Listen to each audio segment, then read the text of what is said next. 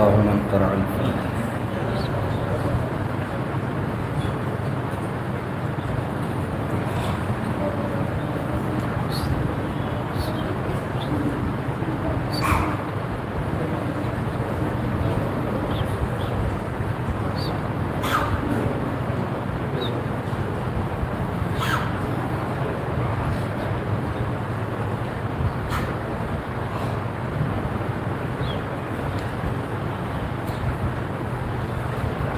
لا حول ولا قوة إلا بالله العلي العظيم.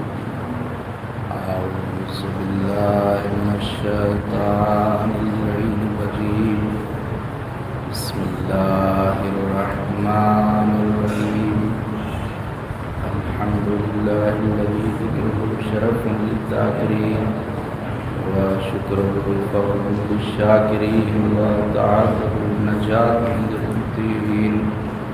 ثم الصلاة والسلام على أشرف الأنبياء والمرسلين الذي مولده بمكة وهجرته بالطيبة صاحب الوقار والسكينة المدفون بأرض المدينة الذي سمي في السماء بأحمد وفي الأرض بأبي القاسم محمد.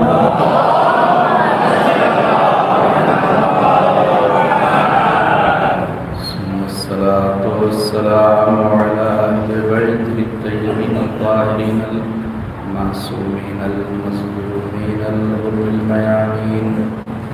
واللعنة الدائمة الباقية الجارية القائمة الثابتة على أعدائهم أجمعين. أما بعد، فقد قال الله سبحانه تبارك وتعالى في القرآن الكريم: وهو أصدق القائلين وقوله الحق والصدق.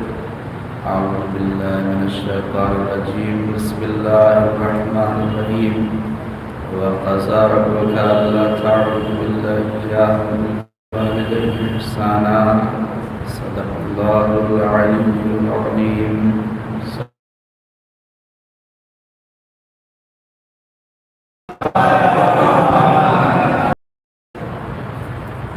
حاضرین بزم نظر، ماتمداران و صداران سید الشہداء و طفیل چاردہ معصومین علیہ السلام، اور خصوصاً بتعید حضرت بطول بنت رسول معصوم عالم جناب فاطمہ زہرا صلی اللہ علیہ وسلم.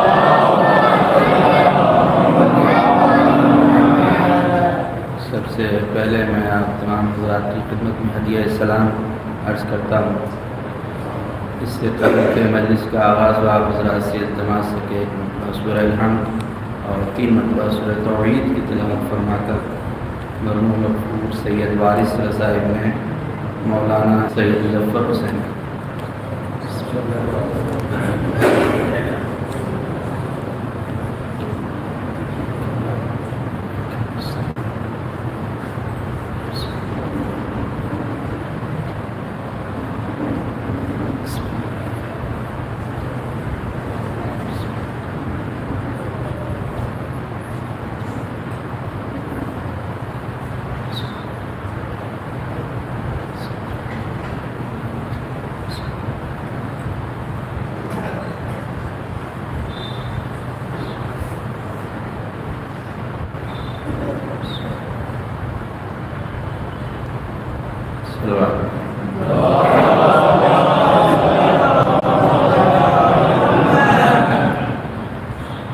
بےحد ممنون و متشکر ہوں بانیان مجالس کا کہ جنہوں نے اس مجلس اعزاز سے خطاب کرنے کا عظیم اجر و ثواب بطور ہدیہ عنایت فرمایا.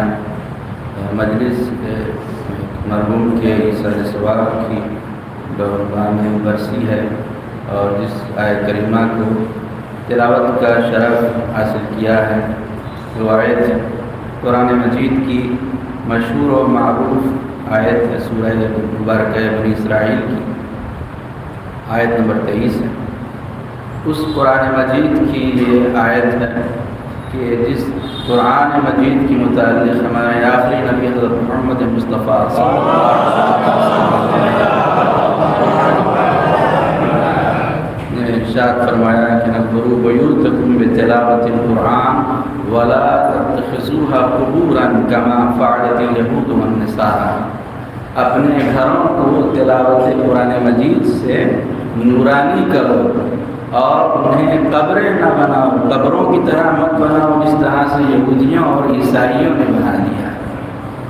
قرآن مجید کی تلاوت کی تاکید مسلسل روایات میں اور حدیث میں وارد ہوئی ہے، لیکن آج امت مسلمہ کا اور ہمارا حال یہ ہے کہ جب بھی صبح ہوتی ہے تو سب سے پہلے یہ دیکھتے ہیں کہ میرے دوستوں نے واٹس ایپ کے اوپر مجھے کیا میسج بھیجا ہے. تو واٹس ایپ کے اوپر دوستوں کا میسج دیکھنے سے پہلے یہ دیکھ لیں کہ اللہ نے قرآن مجید میں مجھے کیا میسج بھیجا ہے. آج صبح اس وقت تک نہیں ہوتی ہے لوگوں کی کہ جب تک چائے کے کپ کے ساتھ ٹیبل پر نیوز پیپر نہ ہو. اخبار سامنے ہوتا ہے تو صبح ہوتی ہے، اور ایک ایک لائن کو ایسے ایسے لوگ جو ملے ہیں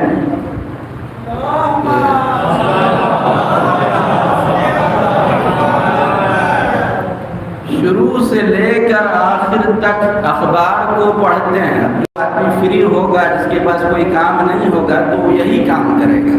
شروع سے لے کر آخر تک ہر ایک ورق کھیل کی خبروں کو بھی لوگ پڑھتے ہیں، اور پالیٹکس کی خبروں کو بھی پڑھتے ہیں، سیاسی خبروں کو بھی پڑھتے ہیں، سوشل خبروں کو بھی پڑھتے ہیں. پورے اخبار کو شروع سے لے کر آخر تک پڑھتے ہیں.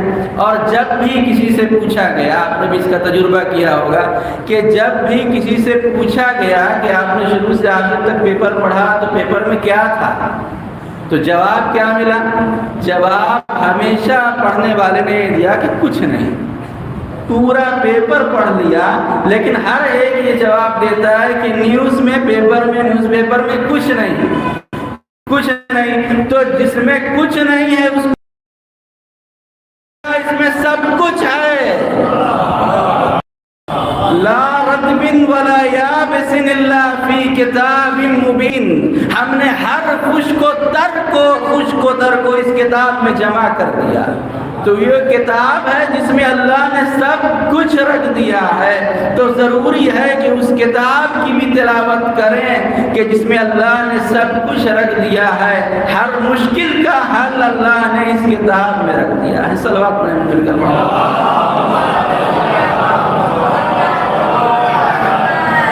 آج اس فرش اعضاء کے اوپر بیٹھ کر یہ قسم کھا دیں کہ کل صبح سے اس وقت تک اپنے واٹس ایپ کو نہیں کھولوں گا جب تک کہ قرآن مجید کی 10 آیتوں کو ان کے ترجمے کے ساتھ تلاوت نہ کروں. آج یہاں پر میں ایک سوال کرنا چاہتا ہوں اپنے چھوٹے بھائیوں سے، بزرگوں سے نہیں، کہ کوئی اس پورے مجمع میں سے کوئی ایک انسان ایسا ہے کہ جس نے اپنی پوری زندگی میں 50 سال یا 60 سال یا 70 سال کی اگر زندگی ہے تو پوری زندگی میں قرآن مجید کا پورا ٹرانسلیشن پڑھا ہو؟ قرآن ختم کرنے والے لوگ بہت سارے مل جائیں گے، لیکن قرآن مجید کا ترجمہ پڑھنے والا شاید ہی کوئی ملے کہ جس نے پورے قرآن مجید کو پڑھا ہو. تو اللہ نے صرف عربی میں پڑھ لینے کے لیے قرآن مجید کو نہیں بھیجا. قرآن مجید رٹنے کی کتاب نہیں ہے، قرآن مجید صرف پڑھنے کی کتاب نہیں ہے، قرآن مجید دلوں میں اتارنے کی کتاب ہے. قرآن مجید کے مطابق چلنے کی کتاب ہے کہ اس قرآن مجید کے مطابق چلیں، ورنہ وہی حال ہوگا جو اس طوطے کا ہوا اور اس کبوتر کا ہوا جو بچوں کی کتابوں میں ملتا ہے کہ ایک بوڑھا کبوتر تھا جو سارے کبوتروں کو روزانہ جمع کر کے ٹرینڈ کرتا تھا اور سکھاتا تھا سارے کبوتروں کو کہ شکاری آئے گا، دانا ڈالے گا، جال بچھائے گا تو لوبھ سے اس میں مت پھنسنا. دانے کو کھانے کے لیے لوبھ سے جال میں مت پھنسنا. روزانہ وہ ٹرینڈ کیا کرتا تھا بوڑھا کبوتر سارے کبوتروں کو. شکاری آئے گا، جال بچھائے گا، دانا ڈالے گا، لوبھ سے اس میں مت پھنسنا۔ روزانہ وہ ایک ہی سبق سارے کبوتروں کو سکھاتا تھا، لیکن ایک دن جب شکاری آیا، جال کو بچھایا شکاری نے اور دانا ڈالا، تو سارے کے سارے کبوتر جال میں پھنس گئے۔ اور مزے کی بات یہ ہے کہ وہ دوہرا بھی رہے تھے سبق کو کہ شکاری آئے گا، دانا ڈالے گا، جال بچھائے گا، لوبھ سے اتنے مت پھنسنا۔ کیوں ایسا کیوں ہوا؟ اس لیے کہ جو وہ روز سبق یاد کر رہے تھے اس کا مطلب نہیں سمجھے تھے۔ موبائل لیتے ہیں تو اس کو چلانے کے لیے بھی ساتھ میں کتاب مل جاتی ہے کہ جیسا کتاب میں لکھا ہے ویسے ہی اس موبائل کو چلائیے گا، ورنہ یہ موبائل ہینگ ہو جائے گا، ورنہ یہ موبائل خراب ہو جائے گا۔ انسان کے ساتھ بھی انسان کو چلانے کی کتاب کا نام ہے قرآن مجید۔ اگر حکم قرآن مجید کے مطابق انسان چلتا ہے، چلتا رہتا ہے، صحیح راستے سے انسان بہکتا ہے، تو پھر اس کا حشر طارق فتح کے جیسا ہوتا ہے۔ آپ نے دیکھا کہ کیا انجام ہوا کہ کسی قبرستان میں بھی جگہ نہیں ملی، جہنم کی آگ میں بعد میں جلے گا، پہلے دنیا کی آگ میں جلایا گیا۔ صلوات پڑھیں مجھ پر محمد۔ آیا ہے وہ بھی ایک، اس گھر میں پیدا ہونے والا بھی ایک ہے، اللہ بھی ایک ہے، اللہ کا گھر بھی ایک ہے، اللہ کے گھر میں پیدا ہونے والا بھی ایک ہے، اللہ بھی ایک ہے، اللہ کی کتاب بھی ایک ہے، اور اس کتاب کو نوکے نیزہ سے تلاوت کرنے والا بھی ایک ہے۔ اللہ بھی ایک ہے، اللہ کا حبیب بھی ایک ہے، اور حبیب کی پشت پر سجدے کے عالم میں سوار ہونے والا بھی ایک ہے۔ تو اللہ ایک ہے، اور اللہ نے اپنی عبادت میں کسی اور کو شریک نہیں کیا، اور کہ فوراً بعد فرمایا کہ میری عبادت کرو اور اپنے والدین احسان کرو، وبالوالدین احسانا۔ یہاں پر چھوٹے بھائیوں کے لیے عرض کر دوں، علماء کرام بزرگ یہاں پر تشریف فرما ہے کہ احسان جو یہاں پر قرآن مجید میں اللہ نے فرمایا کہ وبالوالدین احسانا، تو یہ اردو کا احسان نہیں ہے۔ جیسے ہم اردو میں کہتے ہیں کہ فلاں کا فلاں کے اوپر احسان ہے، تو یہ اردو کا احسان نہیں ہے جس کے لیے اللہ کہہ رہا ہے کہ والدین پر احسان کرو۔ یہ احسان عربی کا احسان ہے۔ عربی کا احسان کا مطلب ہوتا ہے نیکی۔ وبالوالدین احسانا یعنی اپنے والدین کے ساتھ نیکی کرو۔ وَقَضَىٰ رَبُّكَ أَلَّا تَعْبُدُوا إِلَّا إِيَّاهُ وَبِالْوَالِدَيْنِ إِحْسَانًا۔ پھر آگے فرماتا ہے إِمَّا يَبْلُغَنَّ عِندَكَ الْكِبَرَ أَحَدُهُمَا أَوْ كِلَاهُمَا فَلَا تَقُل لَّهُمَا أُفٍّ۔ اگر تمہاری زندگی میں ہی وہ دونوں یا دونوں میں سے ایک بزرگ سالی تک پہنچ جائیں تو ان کی خدمت گزاری سے تھک کر انہیں اف تک نہ کہنا جب والدین بزرگ ہو جائیں۔ دیکھیں، ایک منزل وہ ہوتی ہے کہ جب آدمی جوان ہوتا ہے، اور ایک منزل ہوتی ہے کہ جب انسان بوڑھا ہو جاتا ہے۔ جوانی الگ ہوتی ہے اور بڑھاپا الگ ہوتا ہے۔ جوانی اور بڑھاپے میں فرق ہوتا ہے۔ جب بوڑھا ہو جاتا ہے انسان تو اس کے اندر بھولنے کا مرض پیدا ہو جاتا ہے، انسان بھولنے لگتا ہے۔ جب بوڑھا ہو جاتا ہے انسان تو انسان کے اندر چڑچڑاپن آ جاتا ہے۔ بسا اوقات ایسا ہوتا ہے کہ آپ نے اپنے والدین کو دوا پلائی، اور جیسے ہی دوا پلائی پھر کچھ دیر کے بعد انہوں نے کہا کہ آج تم نے دوا نہیں پلایا، آج تم بھول گئے تھے دوا پلانا۔ آپ نے دوا پلا دی، لیکن کیونکہ وہ بزرگ اس سال میں بزرگ سالی کے اس مرحلے میں پہنچ چکے ہیں کہ اب ان کی یادداشت ساتھ نہیں دیتی ہے، تو ان کے اندر بھولنے کی بیماری بھی ہو جائے گی اور مختلف بیماریاں۔ تو اسی لیے قرآن مجید نے کہا کہ ممکن ہے کہ جب بزرگ سال ہو جائیں تو خدمت کرتے کرتے تھک جاؤ، تو اگر کبھی تھک جاؤ تو خدمت کرتے کرتے ان کے سامنے اف بھی نہ کہنا۔ اف کوئی گالی نہیں ہے۔ چھٹے امام جعفر صادق علیہ السلام ارشاد فرماتے ہیں کہ اگر اف سے بھی کوئی چھوٹا لفظ ہوتا تو اللہ اسے یہاں پر رکھ دیتا، کیونکہ اف دو حرفوں کا مجموعہ ہے، الف اور ف، دو ہی تو حرف ہیں۔ لیکن اف کو اللہ نے رکھا کیونکہ یہ سب سے چھوٹا لفظ، اگر اس سے بھی کوئی چھوٹا لفظ ہوتا تو اللہ اسے یہاں پر رکھ دیتا۔ تو اف کوئی گالی نہیں ہے۔ اف کیا ہے؟ آپ نے گھر گئے تھکے ہوئے تھے تو بچے سے فوراً کہا کہ پسینہ آ رہا ہے، گرمی ہے تو میرے لیے ایک گلاس پانی لے کر آیا۔ پانی لے کر آیا تھا کہ آپ نے فوراً کہتا ہے چائے لے آؤ، فوراً اس کو تیسرا اور چوتھا حکم دیا۔ تو اب تھک کر وہ کہتا ہے اف، یعنی اف احساس سے تھکن کا اظہار ہے۔ جب آدمی تھک جاتا ہے تو احساس تھکن کے اظہار کے لیے اف کہتا ہے۔ تو اللہ نے منع کیا کہ تھکن کا اظہار بھی اپنے والدین کے سامنے نہ کرنا کہ تم ان کی خدمت کرتے کرتے تھک گئے ہو۔ تو جب تھکن کا احساس بھی منع کیا گیا ہے تو پھر ان کی آواز سے اپنی آواز بلند کیسے کی جا سکتی ہے؟ پھر ان کے خلاف کیسے بولا جا سکتا ہے؟ اسی لیے پیغمبر اسلام صلی اللہ علیہ وآلہ وسلم فرماتے ہیں من ضرب والدیہ وہما ظالمان لہ لم تقبل لہ صلاۃ، جو اپنے والدین کو خدا نہ خواستہ دست درازی کرے، ان پر ہاتھ اٹھا دے جبکہ وہ اس کے حق میں ظالم ہیں، تو لم تقبل لہ صلاۃ، تو اللہ اس شخص کی نماز کو قبول نہیں کرتا۔ یعنی اگر والدین ظالم بھی ہیں تو ان کے ساتھ بدسلوکی نہیں کی جا سکتی ہے، اگر والدین کافر بھی ہیں تو ان کے ساتھ بدسلوکی نہیں کی جا سکتی ہے۔ ان کی عزت اور ان کا احترام کرنا ہر حالت میں ضروری اور لازم ہے۔ تو کہا وَلَا تَقُلْ لَهُمَا وَقُلْ لَهُمَا قَوْلًا كَرِيمًا، اور ان کے ساتھ نرمی اور مہربانی کے ساتھ باتیں کرو۔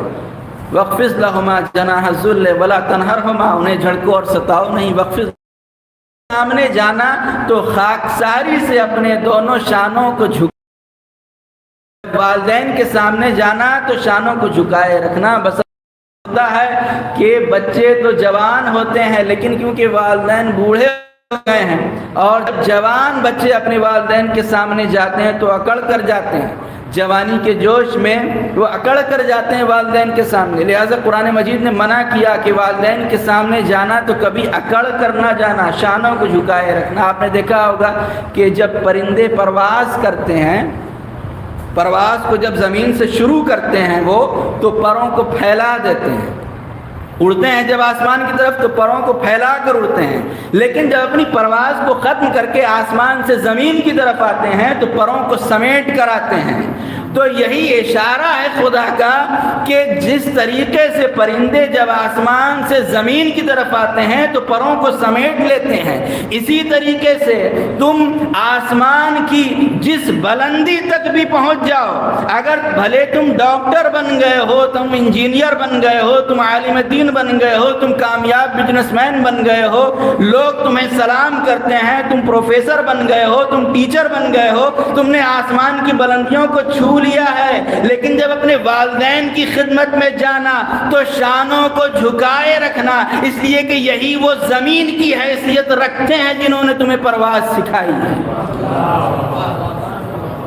پرواز انہوں نے سکھائی ہے، جو کچھ ہو ان کی ہی بدولت ہو۔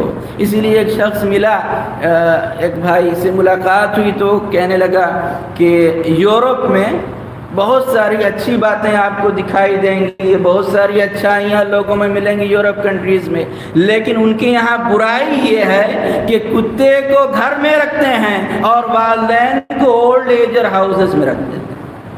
تو برائی یہ ہے کہ کتا جیسا نجس العین جانور، ابھی آپ نے وہ ویڈیو بھی جو وائرل ہوئی ہے ماہ مبارک رمضان میں تراویح کی، آپ نے دیکھا ہوگا کہ کس طریقے سے ایک امام ہے جو تراویح پڑھا رہے تھے اور درمیان میں ایک بلی آ گئی، اور ان کے بلی جیسے آئی تو ان کے شانے کے اوپر سوار ہو گئی اور انہوں نے بھگایا نہیں اور بلکہ کنٹینیو کیا تراویح کا، اور اس کے بعد پوری یورپ، پورے ساتوں کنٹیننٹ میں، پوری دنیا میں وہ ویڈیو وائرل ہو گیا کہ دیکھیں اسلام کے اوپر دہشت گردی کا الزام لگایا جاتا ہے کہ اسلام دہشت گردی سکھاتا ہے، اور یہ امام ہیں جو نماز پڑھا رہے ہیں تراویح کی، انہوں نے ایک جانور کا اتنی محبت کی جانور کے ساتھ اور اتنا پیار کیا کہ اس کو بھگایا نہیں۔ تو سوال یہاں پر یہ ہے کہ سارے لوگوں کو ایک امام کے کاندھے کے اوپر بلی نظر آ گئی اور پیغمبر اسلام کے کاندھے پر رسول کے نواسے نہیں نظر آئے۔ غدیر کے میدان میں ہاتھوں پر جسے بلند کیا تھا وہ نہیں نظر آیا۔ صلوات بڑے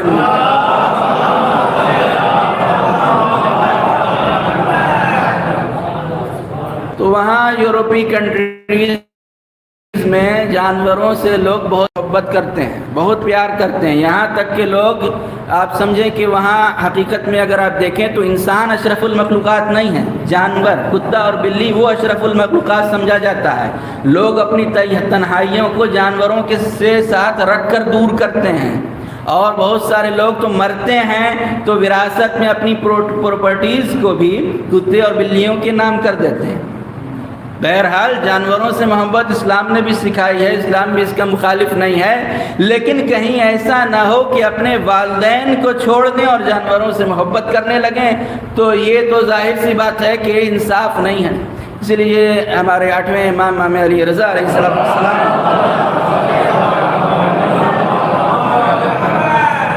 سے ایک حدیث ملتی ہے، اس میں امام فرماتے ہیں کہ ان اللہ عز و جل امر بثلاثۃ مقرون بثلاثۃ اخرى، اللہ نے 3 چیزوں کا حکم دیا ہے اور 3 چیزوں کو ان کے ساتھ رکھ دیا ہے، یعنی 3 چیزیں صلوات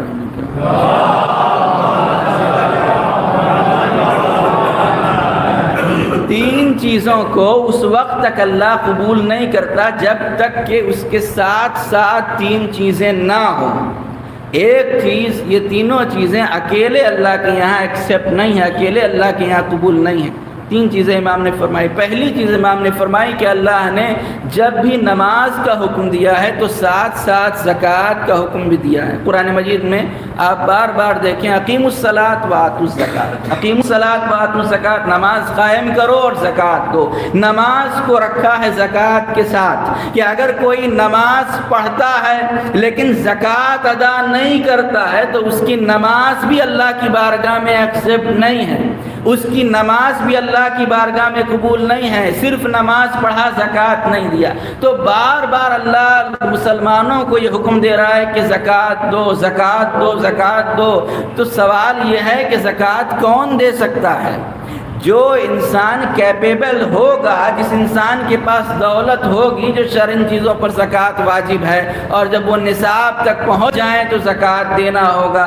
تو زکوٰۃ وہی دے سکتا ہے کہ جس کے پاس پیسہ ہو، جس کے پاس دولت ہو، جس کے پاس مال ہو، زکوٰۃ وہی دے سکتا ہے۔ تو اس کا مطلب یہ ہے کہ اللہ مسلمانوں کو غریب اور فقیر دیکھنا نہیں چاہتا، ویلدی دیکھنا چاہتا ہے، اسی لیے بار بار حکم دے رہا ہے کہ نماز پڑھو، زکوٰۃ دو۔ پھر دوسری چیز امام نے فرمائی کہ اللہ نے جہاں جہاں حکم دیا ہے قرآن مجید میں تقویٰ کا، جو تقوی کے ساتھ ساتھ صلہ رحم کو رکھا ہے۔ کوئی انسان متقی اور پرہیزگار تو بہت ہے، تقویٰ اور پرہیزگاری تو بہت ہے، لیکن سگے بھائی سے بات چیت بند ہے، رشتہ داروں سے منہ موڑ دیا ہے، سگے لوگوں سے رشتہ توڑ دیا ہے۔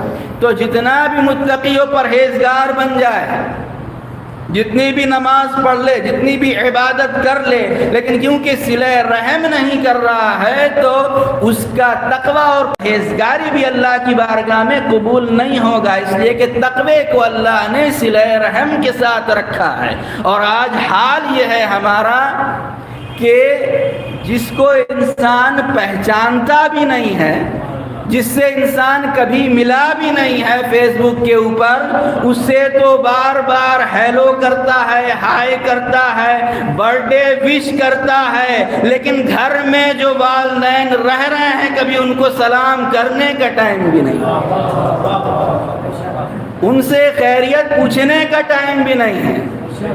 یہیں سے میں چاہتا ہوں ایک جملہ اور گزارش کروں، بزرگ میرے یہاں پر تائید و تصدیق فرمائیں گے کہ پہلے زمانے میں یہ ہوتا تھا کہ جب بھی کوئی مہمان گھر میں آتا تھا تو گھر میں آ کر بچوں سے پوچھتا تھا کہ کیسے ہو، کس کلاس میں پڑھتے ہو، ماں باپ کیسے ہیں، جا کر اپنے امی کو میرا سلام کہہ دو، دادا کیسے ہیں۔ یہ ساری چیزیں جب بھی کوئی گھر میں آتا تھا تو یہ سارے احوال پرسی کرتا تھا، خیریت پوچھتا تھا. لیکن آج کا زمانہ کیا ہو گیا ہے؟ جب بھی کوئی گھر میں آتا ہے تو سب سے پہلے یہ پوچھتا ہے کہ وائی فائی کا پاس ورڈ کیا ہے. وائی فائی کا پاس ورڈ دے دو، گھر سے یہاں تک آنے میں کہیں ایسا نہ ہو کسی کا میسج مس ہو جائے، کسی کا میسج چھوٹ جائے.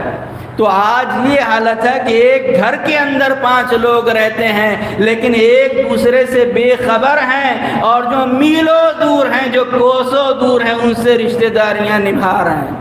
اور آپ نے دیکھا ہوگا کہ بہت سارے میسج وائرل ہوتے رہتے ہیں، جیسے ہی شب بارات آتی ہے یا شب قدر آتی ہے یا عید، تو لوگ کہتے ہیں کہ اگر میں نے آپ کا دل دکھایا ہو، اگر میں نے آپ کو جانے انجانے میں تکلیف پہنچائی ہو، اگر آپ کو کبھی ہرٹ کیا ہو تو آئی ایم ایکسٹریملی سوری، تو میں آپ سے معافی مانگتا ہوں.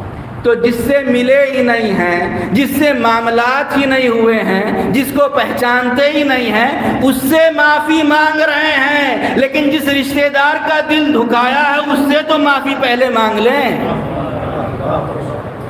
جس رشتہ دار کا دل توڑا ہے پہلے اس سے تو معافی مانگ لیں. اس سے معافی مانگ رہے ہیں جس سے ملے ہی نہیں، جس کو پہچانتے ہی نہیں. ایک سلوات کو ہم کرواؤں.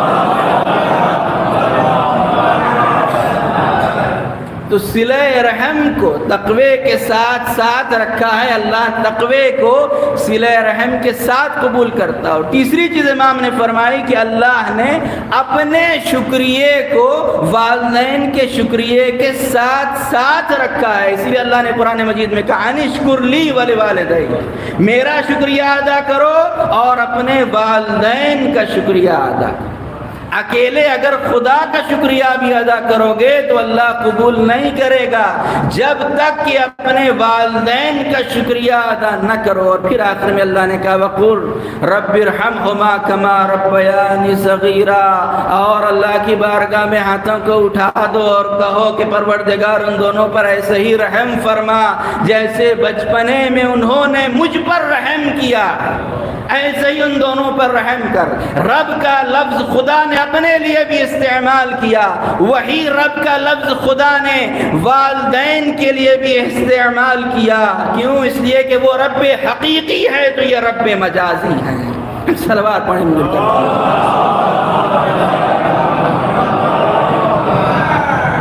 اس لیے پیغمبر اسلام صلی اللہ علیہ وآلہ وسلم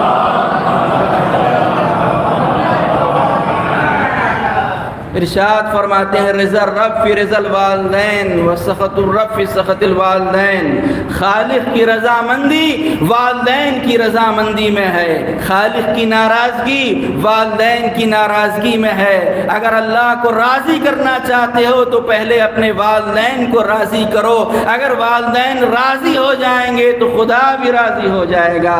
اسی لیے جب ایک شخص ہمارے آخری نبی حضرت محمد مصطفیٰ صلی اللہ علیہ وسلم کی خدمت میں آیا اور آ کر پوچھتا ہے کہ یا رسول اللہ ما حق الوالدین علی ولدہما، ماں باپ کا حق ان کی اولاد کے اوپر کیا ہے؟ تو آپ نے فرمایا ہما جنتک و نارک، وہی تمہارے لیے جہنم ہے، وہی تمہارے لیے جنت ہے.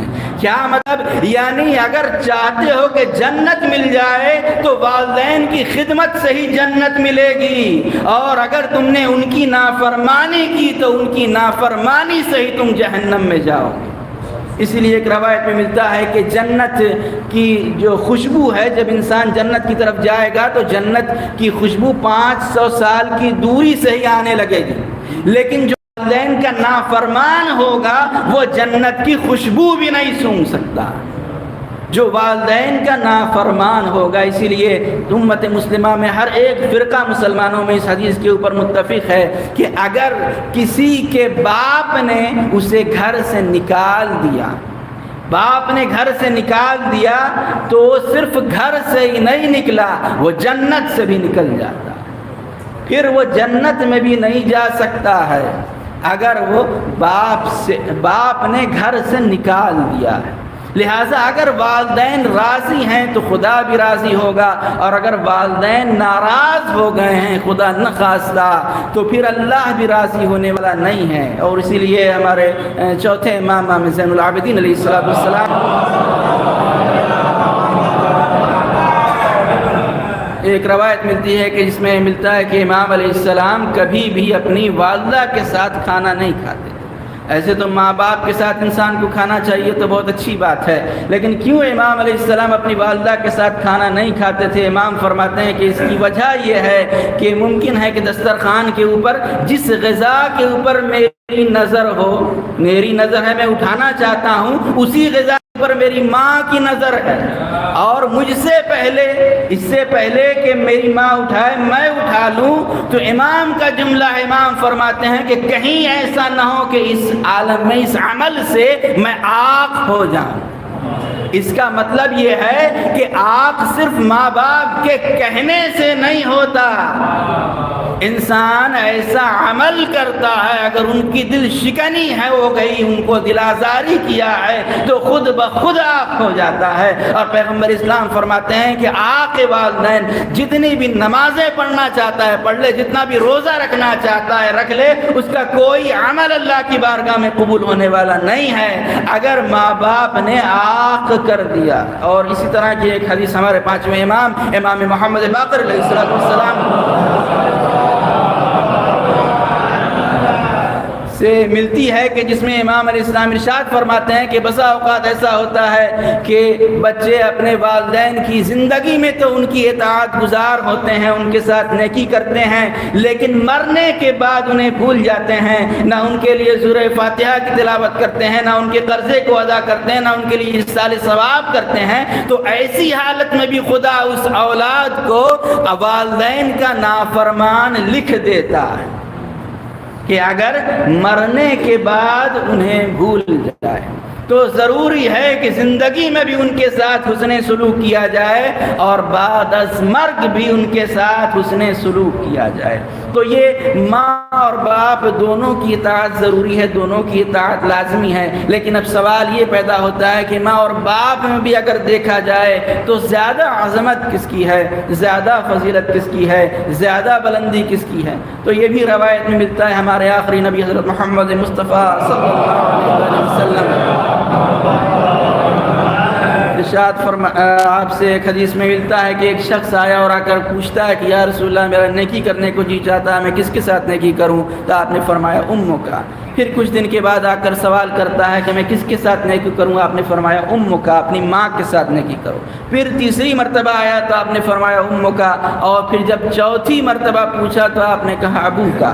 3 مرتبہ فرمایا ماں کے ساتھ نیکی کرو، ماں کے ساتھ نیکی کرو، ماں کے ساتھ نیکی کرو، پھر چوتھی مرتبہ فرمایا باپ کے ساتھ۔ تو اس حدیث سے یہ واضح ہو گیا کہ ہماری وفاداری 75% ماں کی طرف ہونا چاہیے، 25% باپ کی طرف ہونا چاہیے۔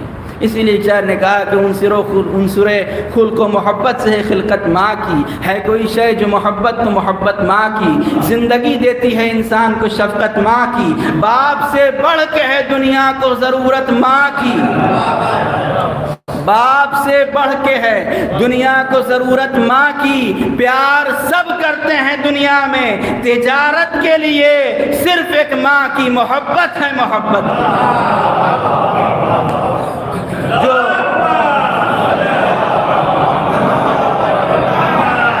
جو بغیر کسی غرض کی محبت کرنے والی ہے، جو بغیر کسی لالچ کی محبت کرنے والی ہے، جو بے لوث محبت کرنے والی ہے، جو کسی کمال کو دیکھے بغیر محبت کرنے والی ہے، وہ کائنات میں صرف ماں ہوتی ہے کہ جو اس کی محبت کے پیچھے کوئی مقصد نہیں ہوتا، کوئی غرض نہیں ہوتی ہے۔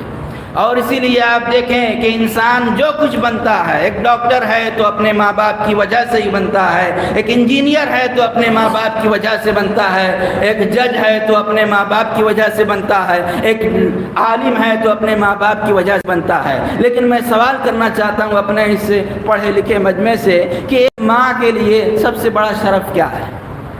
ایک ماں کے لیے سب سے بڑا شرف کیا ہے؟ ماں ڈاکٹر بناتی ہے، ماں انجینئر بناتی ہے، ماں عالم دین بناتی ہے، ماں ہے کہ جو پروفیسر بناتی ہے، ماں ہے کہ جو ایک عزت دار انسان بناتی ہے، ماں ہے جو مین بناتی ہے۔ لیکن سب سے بڑا شرف ایک ماں کے لیے کیا ہے؟ تو کسی شاعر نے بڑی اچھی بات کہی کہ جس لال کو پالے وہ عزادار ہو شہ کا، جس لال کو پالے وہ عزادار ہو شہ کا۔ تو ایک ماں کا شرف اس سے بڑا ہو نہیں سکتا کہ جس ماں جس بیٹے کو اپنی آغوش میں پالے وہ عزادار حسین ہے، جس بیٹی کو اپنی آغوش میں پالے وہ کنیز سیدہ ہے۔ اس سے بڑھ کر ایک ماں کا شرف نہیں ہو سکتا ہے۔ اسی لیے جب بھی دنیا میں ہم کسی اچھے انسان کو دیکھتے ہیں کہ بڑا اچھا ہے، بڑا نیک ہے، بڑا متقی ہے، پرہیزگار ہے، بڑا امانت دار ہے، تو اس انسان کو دیکھ کر ہمارے دل میں یہی خیال آتا ہے کہ جب یہ شخص اتنا اچھا ہے، اتنا نیک ہے، تو اس کے والدین کتنے اچھے ہوں، اس کے والدین کتنے اچھے ہوں گے، اس کے ماں باپ کتنے اچھے ہوں گے، اس کی ماں کتنی اچھی ہوگی کہ جس نے اپنی آغوش تربیت میں پالا ہے۔ اسی لیے چلو سلام کریں اس کے آستانے کو حسین پال کے جس نے دیا زمانے، اس ماں کو بھی آج سلام کریں کہ جس نے اپنی آغوش میں پال کر اس کائنات کو حسین جیسا امام دیا، حسین جیسا رہبر دیا۔ وہ آغوش فاطمہ زہرا سلام اللہ علیہا ہے۔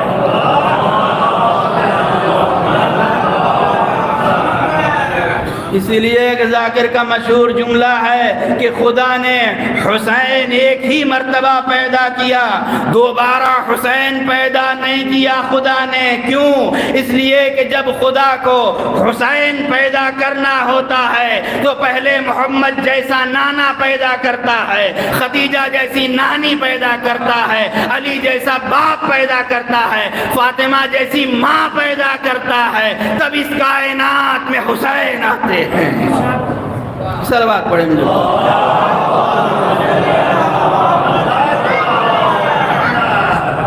تو حسین جیسا امام بھی جس آغوش میں تربیت پاتا ہے وہ آغوش ایک ماں کی ہی آغوش ہے کہ جس آغوش میں پل کر حسین ابن علی بنتے ہیں۔ اور آپ جو یہاں مجلس میں بیٹھے ہوئے ہیں، جو آپ کے دلوں میں محبت اہل بیت ہے، یہ ایسے ہی نہیں آئی ہے آج، کیونکہ شہادت کی تاریخ بھی تھی۔ چھٹے تاجدار ولایت سادہ آل محمد امام جعفر صادق علیہ السلام، آپ فرماتے ہیں کہ جب اپنے دلوں میں ہماری محبت کی خنکی محسوس کرو تو فلیشکر امہ، تو اپنی ماں کا شکریہ ادا کرو کہ ماں نے تمہاری اس انداز سے تربیت کی ہے کہ تمہارے دلوں میں محبت اہل بیت ہے، تمہارے دل میں ہماری محبت ہے، تو شکریہ ماں کا ادا کرو۔ اس لیے کہ یہ محبت اہل بیت کے لیے ظرف بھی پاک ہونا چاہیے۔ جب تک ظرف پاک نہیں ہو محبت اہل بیت دل میں آ نہیں سکتی۔ تو ظرف پاک تھا، اس لیے محبت اہل بیت تمہارے دلوں میں آئی ہے۔ اور اس سلسلے میں بھی اگر شکریہ ادا کرنا ہے تو ماں کا شکریہ ادا کرو کہ ماں نے اس انداز سے تمہاری تربیت کی ہے، تمہیں پروان چڑھایا ہے کہ تمہارے دل میں ہم اہل بیت کی محبت کی خنکی پائی جاتی ہے۔ اور آپ اگر دیکھیں امام جعفر صادق علیہ السلام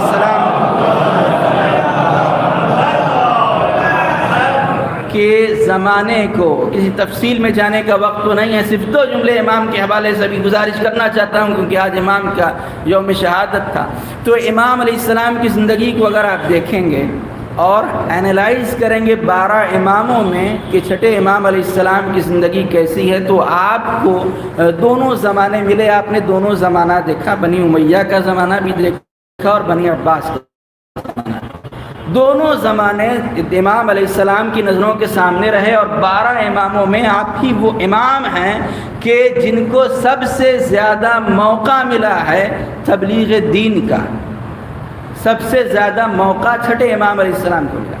ایک بھائی کی ملاقات ہوئی ہے، مجھ سے ملاقات ہوئی ایک بھائی کی، تو وہ کہنے لگے کہ فلاں لوگ ہیں، فلاں آدمی ہیں جو کہیں بھی 4-5 گھر بھی ہوتا ہے تو مسجد بنوا دیتے ہیں وہاں پر، اور وہاں پر امام باڑے کی تعمیر ضرور کرا دیتے ہیں تاکہ لوگ مسجد میں جائیں، نماز پڑھیں، اور لوگ امام باڑے میں جائیں اور مجلس کریں۔ اگر 4-5 گھر بھی ہیں تو مسجد بن جاتی ہے، امام باڑہ بن جاتا ہے۔ لیکن سوال یہ ہے کہ جب 12 اماموں میں چھٹے امام کو سب سے زیادہ تبلیغ کا موقع ملا ہے تو ہمارے لیے سیرت و سنت امام جعفر صادق علیہ الصلوۃ والسلام،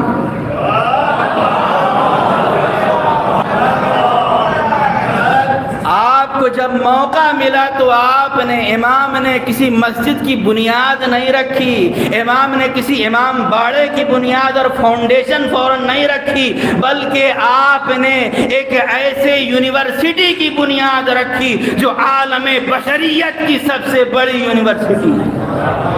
عالم بشریت اس لیے کہہ رہا ہوں کہ جو تعداد امام کے اسٹوڈنٹس کی، امام کے شاگردوں کی ملتی ہے، اتنی بڑی تعداد عالم بشریت میں نہیں ملتی ہے کہ جو امام کے حوزے، امام کے مدرسے اور امام کی یونیورسٹی میں تھے۔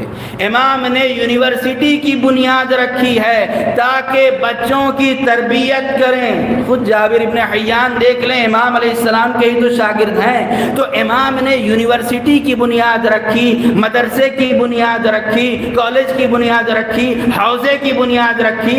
کیوں امام نے علم کی سب سے پہلے بنیاد رکھی، نہ مسجد بنایا نہ امام باڑہ بنایا؟ کیوں؟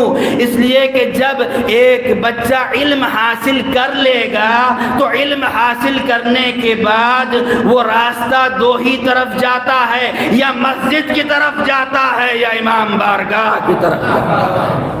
وہ بہکے گا نہیں، وہ بھٹکے گا نہیں، وہ صراط مستقیم سے ہٹے گا نہیں۔ اگر اس کے پاس علم ہوگا تو خود بخود مسجد کی طرف جائے گا، خود بخود امام بارگاہ کی طرف جائے گا جب علم ہوگا۔ اس لیے ایک میسج آیا تھا اور بڑا اچھا میسج، اس میسج میں کہا گیا کہ اگر آپ نے اپنے بچے کو کھلونا نہیں دیا، اگر آپ نے اپنے بچے کو کھلونا نہیں دیا تو وہ کچھ دیر روئے گا، لیکن اگر علم نہیں دیا تو پوری زندگی روئے گا، پوری زندگی روئے گا اگر علم نہیں دیا ہے۔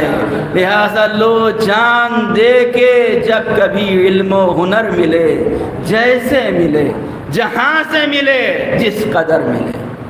لہٰذا امام علیہ السلام کی زندگی کا خلاصہ آپ یہ سمجھ لیں کہ امام نے شاگردوں کی تربیت کی اور شاگردوں کو اس ایسا بنا دیا کہ جو علم کی، جو لوگوں میں دین کی تبلیغ کریں اور جو لوگوں کو راہ راست کی طرف لائیں اور جو لوگوں کے صراط مستقیم کے اوپر لائیں۔ تو ہمارے یہاں دین کی تو شروعات ہی علم سے ہو رہی ہے، اقرا سے ہی تو دین کی شروعات ہو رہی ہے، اقرا بسم ربک الذی خلق، تو شروعات علم سے ہو رہی ہے۔ اور پیغمبر اسلام نے بھی تو یہی فرمایا کہ انا مدینۃ العلم وعلی بابھا، میں علم کا شہر ہوں، علی اس کا دروازہ ہے۔ ہزاروں مرتبہ آپ نے اس حدیث کو سنا کہ میں علم کا شہر ہوں، علی اس کا دروازہ ہے، میں علم کا شہر ہوں، علی اس کا دروازہ ہے۔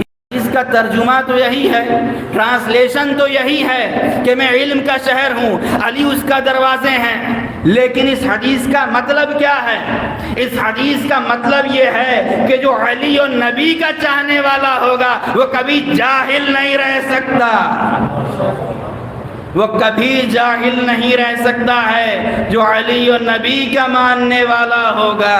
اس لیے کہ جہالت ہی تو ساری بیماریوں کی بنیاد ہے، جہالت ہی کی وجہ سے تو ساری لڑائیاں اور سارے جھگڑے ہوتے ہیں۔ اور اسی لیے تو آج لوگ گھبرانے لگتے ہیں جب پوچھا جاتا ہے کہ جب ڈگری مانگی گئی تو گھبرانے لگے اور بھاگنے لگے، اس لیے کہ ڈگری تھی نہیں تو دکھائیں گے کیا، ڈگری ہے نہیں تو دکھائیں گے کیا؟ اس لیے ضروری ہے کہ علم حاصل کریں کہ کسی موڑ پر بھی اور کسی حالت میں بھی شرمندہ نہ ہونا پڑے اور جھوٹے وعدے نہ کرنا پڑے۔ 15 لاکھ سب کے اکاؤنٹ میں آئے گا، لیکن آج تک 15 روپیہ بھی کسی ایک کے اکاؤنٹ میں نہیں آیا۔ اور ایک عالم کی تقریر سن رہے تھے تو وہ کہہ رہے تھے کہ یہ وہ ہے کہ جیسے داڑھی بڑھ رہی ہے ویسے ویسے شیطانی بھی بڑھ رہی ہے۔ صلوات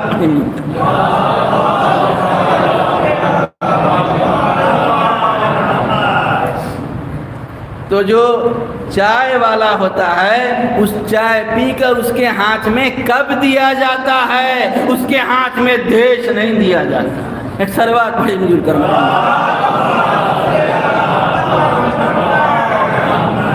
تو علم وہ ہوتا ہے کہ اگر انسان علم حاصل کر لے تو کسی بھی موقع پر انسان کو شرمندہ نہیں ہونا پڑتا، لیکن اگر انسان جاہل ہوتا ہے تو ہر موقع پر جہالت انسان کو رسوا کرتی ہے، اور جہالت کی وجہ سے جب بھی بولتا ہے تو پتہ چل جاتا ہے کہ یہ انسان جاہل ہے، اور عالم ہوتا ہے تو زبان کھولتا ہے تو پتہ چل جاتا ہے کہ اس کے پاس علم ہے۔ اور اسی لیے جب چھٹے امام علیہ السلام سے یہ پوچھا گیا کہ مولا مل عقل، عقل کیا ہے؟ تو امام نے فرمایا ما عبد بہ الرحمن واکتسب بہ الجنان، عقل وہ ہے کہ جس کے ذریعے سے رحمان کی عبادت کی جائے، جنت کو حاصل کیا جائے۔ اگر انسان کے پاس عقل ہوگی تو وہ نہ عبادت سے دور رہ سکے گا نہ جنت سے دور رہ سکے گا۔ اس لیے جو لوگ عبادت الہی سے دور ہیں سمجھ لیں کہ حقیقت میں ان کے پاس عقل نہیں ہے، اس لیے کہ عقل یہ کہتی ہے کہ اللہ کی عبادت کرو، اپنے کریٹر کی عبادت کرو، اس کی ورشپ کرو اور جنت کو حاصل کرو۔ تو بس میں اپنی بات کو یہیں پر سمیٹنا چاہتا ہوں کہ آج سارے کے سارے اماموں کی 12 کے 12 اماموں کی زندگیوں کا اگر خلاصہ آپ دیکھیں تو عالم بن کر اللہ نے انہیں عالم کائنات بنا کر بھیجا، کائنات کو پڑھانے کے لیے بھیجا تھا اور علم دینے کے لیے بھیجا تھا۔ اگر ہمارے پاس علم ہو جائے گا تو خود بخود عبادت بھی کریں گے، اور علم کے ذریعے سے ہی خدا کو بھی پہچان سکتے ہیں، علم کے ذریعے سے ہی اللہ کی صحیح معرفت بھی حاصل ہو سکتی ہے، اور علم کے ذریعے سے ہی اپنے زمانے کے امام کو بھی پہچان سکتے ہیں۔ دنیا کیوں ان کی دشمن بن گئی؟ اس لیے کہ ان کا مقابلہ نہیں کر سکی، ان کے برابر میں کوئی آ نہیں سکا، اس لیے انہیں قتل کرنا پڑا۔ یکے بعد دیگرے انہیں زہر سے شہید کیا گیا، یکے بعد دیگرے انہیں زندانوں میں قید کیا گیا۔ کیوں؟ اس لیے کہ اگر وہ رہیں گے تو ان کے سامنے کوئی ٹک نہیں سکتا، ان کا کوئی مقابلہ نہیں کر سکتا۔ اور چھٹے امام علیہ السلام کی زندگی کو اگر آپ دیکھیں، امام علیہ السلام کو بھی منصور دوانقی ملعون نے امام علیہ السلام کو زہر دیا، اور امام علیہ السلام کی شہادت ہوئی 7ویں امام موسی کاظم علیہ السلام۔ امام علیہ السلام آپ کے جنازے میں حاضر ہوئے اور بڑے ہی عزت اور احترام کے ساتھ چھٹے امام علیہ السلام کا جنازے کو اٹھایا گیا، اور کافی تعداد میں لوگ امام کے جنازے میں شامل ہوئے، اور بڑا قیمتی کفن تھا کہ جو چھٹے امام علیہ السلام کو دیا گیا۔ میں اتنا ہی کہنا چاہوں گا، دست ادب جوڑ کر کے مولا یہ آپ کا زمانہ ہے کہ جب آپ کو بڑا قیمتی کفن دیا گیا اور آپ کے جنازے کی تشریح بھی کی گئی، آپ کے چاہنے والوں کا مجمع تھا، ذرا کربلا کے میدان میں آ کر دیکھیں، یہ آپ کے جد ہیں کہ جن کا لاشا بے غسل و کفن کربلا کی تپتی زمین پر پڑا ہے، اور کوئی نہیں ہے کہ جو آ کر آپ کے جنازے کو دفن کرے۔ ہاں میں نے غلط کہا، کوئی نہیں ہے، بیٹا موجود ہے، بہن موجود ہے لیکن بیٹے کے ہاتھوں میں ہتھکڑیاں ہیں، پیروں میں بیڑیاں ہیں، کمر میں لنگر ہے، گلے میں طوق خاردار۔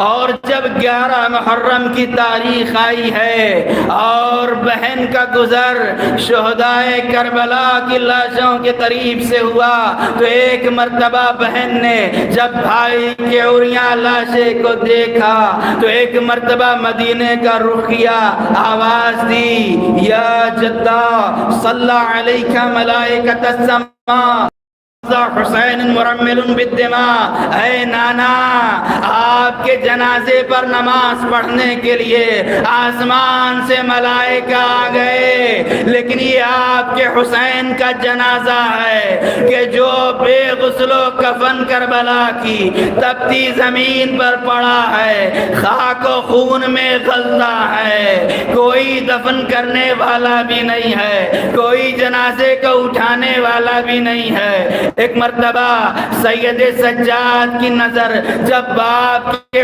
عریاں لاشیں پر پڑی ہے، ان قریب ایسا لگتا تھا کہ روح قفس عنصری سے پرواز کر جائے گی۔ جیسے ہی پھوپھی نے دیکھا، ایک مرتبہ سید سجاد سے کہا، بیٹا سید سجاد کیا جان دے دو گے؟ اجرکم اللہ، خدا آپ کو کوئی غم نہ دے سوائے غمیں مظلوم کربلا کے۔ ایک مرتبہ بیمار کربلا نے فرمایا، پھوپھی اماں وہ بیٹا کیسے صبر کرے کہ جس کے باپ کا لاشا بے غسل و کفن پڑا ہو اور بیٹا اتنا مجبور ہو کہ باپ کے لاشے کو غسل کفن بھی نہ دے سکے، باپ کے لاشے کو دفن بھی نہ کر سکے۔ ایک روایت بسر کرنا چاہتا ہوں، حمید ابن مسلم بیان کرتا ہے، میں نے دیکھا کہ جب 11 محرم کو شہدائے کربلا کے لاشیں کربلا کی جلتی زمین پر بے غسل و کفن پڑے تھے، اور جب اہل حرم کو، جب بیویوں کو لاشوں کے قریب سے گزارا گیا ہے تو ہر ایک بیوی نے اپنے آنکھ کو ناکے کی بلندی سے اپنے وارث کے لاشے پہ گرا دی۔ ہر ایک بیوی نے اپنے وارث کے لاشے پہ گرا دیا اور ہر ایک بیوی اپنے وارث کا ماتم کرنے لگی۔ میں نے دیکھا جب قاسم کی پامال لاش سے فروا لپٹی ہوئی بین کر رہی تھی، میں نے دیکھا کہ علی اکبر کے لاشے سے لیلا لپٹ کر بین کر رہی تھی، میں نے دیکھا کلثوم عباس کے لاشے سے لپٹ کر بین کر رہی تھی، میں نے زینب جیسی بہن کو بھی دیکھا کہ اپنے بھائی کے لاشے پر رو رہی تھی، بین کر رہی تھی، لیکن میں نے دیکھا کہ 2 چھوٹے چھوٹے لاشیں ہیں، 2 ننھے لاشیں ہیں جن کا کوئی رونے والا نہیں تھا، جن کے اوپر کوئی ماتم کرنے والا نہیں تھا، جن کا کوئی وارث نہیں تھا۔ مجھے لگا کہ لگتا ہے ان بچوں کی ماں اس دنیا سے رخصت ہو گئی۔ اجرکم اللہ، جزاکم اللہ خیر الجزا۔ بس یہ سوچ کر میں ہتھکڑی اور بیڑی والے سید سجاد کے قریب گیا اور جا کر ایک مرتبہ پوچھا، اے سید سجاد، ارے یہ چھوٹے چھوٹے بچے کون ہیں کہ جن کے اوپر کوئی رونے والا نہیں ہے، جن کا کوئی ماتم کرنے والا نہیں ہے؟ بس ایک مرتبہ سید سجاد نے کہا، حمید یہ اونو محمد کے لاشیں ہیں، ان کی ماں میری پھوپھی زینب ہے، لیکن میری پھوپھی نے بھائی کے لاشے پر یہ وعدہ کیا ہے کہ سب رنج و علم صبر کے میزان میں تلیں گے، یہ بال تو بھیا تیرے لاشے پہ کھلیں گے۔ زینب نے بھائی سے وعدہ کیا ہے جب تک جیے گی تب تک بھائی کا ماتم کرے گی، بیٹوں کا ماتم نہیں کرے گی۔ یہ میری پھوپھی زینب ہے اور یہ محمد کے لاشیں ہیں۔ اس لیے 11ویں محرم کو زینب علیہ مقام نے اپنے بیٹوں کا ماتم نہیں کیا، بھائی کا ماتم کیا۔ اور جب یہ قافلہ کربلا سے کوفہ اور جب شام تک پہنچا ہے اور جب شام میں رہائی ہوئی ہے، سارے شہداء کے سر آئے ہیں، سارے سروں کا ماتم کیا ہے بیویوں نے، لیکن 2 سر تھے جن کو کوئی لینے والا نہیں تھا، جن کا شام میں بھی کوئی ماتم کرنے والا نہیں تھا، وہ اون و محمد کے ہی سر تھے۔ زینب نے نہ کربلا میں ماتم کیا، نہ کوفہ میں ماتم کیا، نہ شام میں ماتم کیا، نہ قید خانہ شام میں ماتم کیا، لیکن جب بیویوں کا قافلہ رہا ہو کر ایک مرتبہ مدینہ پہنچا، زینب گھر میں داخل ہوئی اور اس حجرے میں داخل ہوئی جہاں اون و محمد رہا کرتے تھے۔ چھوٹے چھوٹے بستروں کو دیکھا، چھوٹے چھوٹے مسلوں کو دیکھا، اپنے بچوں کو یاد کیا، کربلا کا رخ کیا، آواز دی، اے میرے بچوں، اس ماں کو معاف کرنا کہ میں نے اپنے بھیا سے وعدہ کیا ہے کہ جب تک جیوں گی بھائی کا ماتم کروں گی، اپنے بچوں کا ماتم۔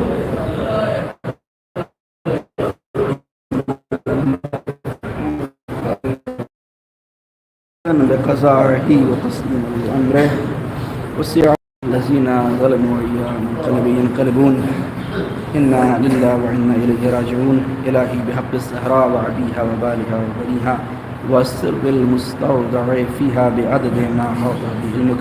پروردگار کی واسطہ دیتا ہوں محمد والے محمد کا ہماری اس عبادت کو اپنی بارگاہ میں قبول فرما، ہم سب کے تمام گناہ کبیرہ اور صغیرہ کو معاف فرما، مرحوم و مغفور کے درجات کو جنت میں بلند فرما، ان کی برزخی منزلوں کو آسان فرما، اور پر اپنی رحمت و برکتوں کا نزول فرما، اور اس مجلس کا ثواب بطفیل محمد والے محمد مرحوم و مغفور کی روح تک پہنچا دے۔ پروردگار ہم میں جو پریشان حال ہیں ان کی پریشانیوں کو دور فرما، ہم میں جو مقروض ہیں ان کا قرضہ خزانہ غیب سے عطا فرما، ہم سب کو علم حاصل کرنے کی اور اس پر عمل کرنے کی توفیق عطا فرما۔ پروردگار پرچم اسلام کو سر بلندی و شرف عطا فرما، پرچم کفر و نفاق کو سر نگون فرما، دشمنان اسلام کو نست و نابود فرما، ہم سب کو صراط مستقیم پر ثابت قدم رہنے کی توفیق عطا فرما، جب تک دنیا میں زندہ رہیں آخری سانس تک محبت اہل بیت پر قائم اور دائم رہنے کی توفیق عطا فرما۔ پروردگار دنیا میں 14 معصومین کے روزوں کی زیارت نصیب فرما، آخرت میں شفاعت اہل بیت نصیب فرما۔ پروردگار ہمارے مولا و آقا ہمارے سید و سردار امام زمانہ کے ظہور میں تعجیل فرما، ہم سب کو اپنے مولا کے مخلص غلاموں میں شمار فرما۔ ربنا تقبل منا انک انت السمیع العلیم۔ آپ حضرات سے التماس ہے کہ ایک مرتبہ سورہ الحمد، 3 مرتبہ سورہ توحید کی تلاوت فرما کر مرحوم مغفور سید وارث رضا ابن مولانا مظفر حسین کی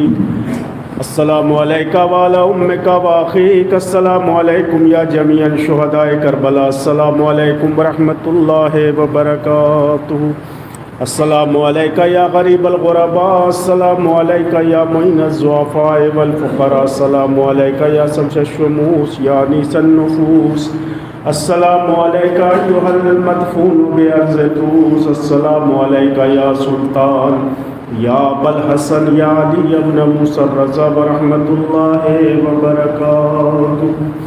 السلام علیکہ یا مولانا یا صاحب العصر والزمان علمان علمان علمان السلام علیکہ یا خلیفۃ الرحمن السلام علیکہ یا شریک القرآن السلام علیکہ یا مظہر الایمان السلام علیکہ یا امام زماننا حاذا جل اللہ تعالی فرجک وسهل الله تعالى مخرجك وظهورك وجعلنا من أعوانك وأنصارك ورحمة الله وبركاته.